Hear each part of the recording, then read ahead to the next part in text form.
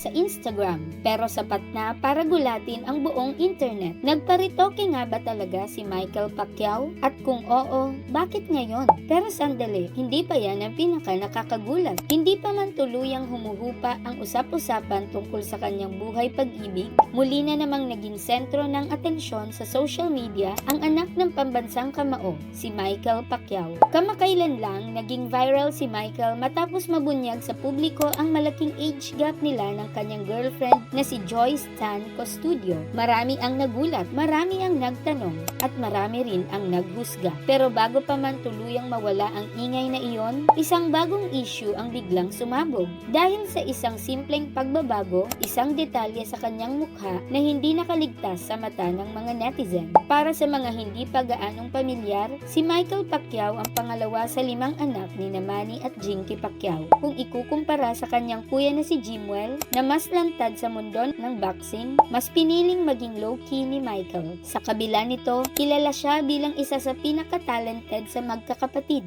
lalo na sa musika at pagrarap. Tahimik, introspective at mas pinipiling ipahayag ang sarili sa pamamagitan ng sining kaysa sa spotlight. Ngunit kahit gaano ka pa ka-low-key, lalo na kung ikaw ay anak ng isang pambansang icon. Sa loob ng maraming taon, si Michael ay madalas maging puntirya ng pangungutya ng ilang netizen, partikular pagdating sa kanyang itsura. Kung ang kanyang mga kapatid ay madalas purihin dahil sa kagwapuhan, si Michael naman ay hindi nakaligtas sa masasakit na komento, lalo na tungkol sa kanyang facial features na sinasabi ng iba ay mas hawig sa kanyang amang si Manny Pacquiao. At dito na pumapasok ang tanong, paano kung ang mga komentong iyon ay may mas malalim na epekto kaysa sa inaakala ng marami? Nagsimula ang hinala ng palitan ni Michael ang kanyang Instagram profile picture. Side view lamang ang makikita, kalahati ng mukha, walang malinaw na detalye. Pero para sa mga netizen na sanay mag-analyze, may isang bagay na agad napansin. Iba ang hubog ng ilong. Mas matangos, mas defined, at mukhang hindi na natural. At kung akala ng lahat doon lang magtatapos ang espekulasyon, nagkakamali sila. Hindi nagtagal, kumalat ang isang full face photo ni Michael mula sa isang event kung saan kasama niya ang kanyang mga magulang at sina Manny at Jinky Pacquiao.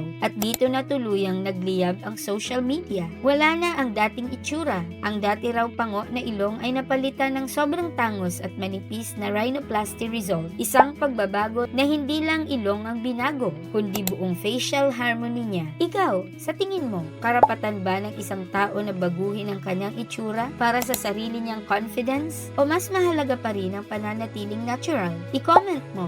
Gusto naming marinig ang opinion mo. Halo-halo ang naging reaksyon ng netizens. Sa panig ng mga sumusuporta, marami ang nagsabing mas gumwapo raw si Michael at mas naging kamukha na niya ang kanyang ina na si Jinky Pacquiao. Depensa pa ng ilan, pera naman niya ang ginamit. At kung ito ang magbibigay sa kanya ng mas mataas na kumpiyansa sa sarili, sino raw ba ang may karapatang humusga? Para sa kanila, ito ay hindi simpleng pagpaparitoke, kundi isang hakbang patungo sa self-confidence at healing matapos ang mahabang panahon ng pangungutya. Ngunit syempre, hindi rin nawala ang bashers. Ayon sa ilang netizen, hindi raw bumagay ang bagong ilong sa kanyang facial structure. May nagsabing nagmukha raw siyang avatar at may iba namang nagsabi na tila mas tumanda ang kanyang itsura kumpara noon. Para sa kanila, mas bagay pa rin daw ang natural na itsura ni Michael. Sa kabila ng lahat ng ingay, nananatiling tahimik si Michael Pacquiao. Wala pa siyang inilalabas na opisyal na pahayag o kumpirmasyon tungkol sa umano'y pagpaparitoke. At marahil, iyon mismo ang mas mahalagang punto ng kwento na hindi lahat ng pagbabago ay kailangang ipaliwanag sa publiko. Sa panahong bawat galaw ay may opinyon at bawat itsura ay may komentaryo, ang tanong ay hindi kung nagparitoke ba siya, kundi kung handa ba tayong igalang ang personal na desisyon ng isang tao. Kung gusto mo ng ganitong klaseng kwento, totoo, napapanahon at may lalim, i-like ang video, mag-comment ng opinion mo at mag-subscribe para hindi ka mahuli sa susunod na usapan.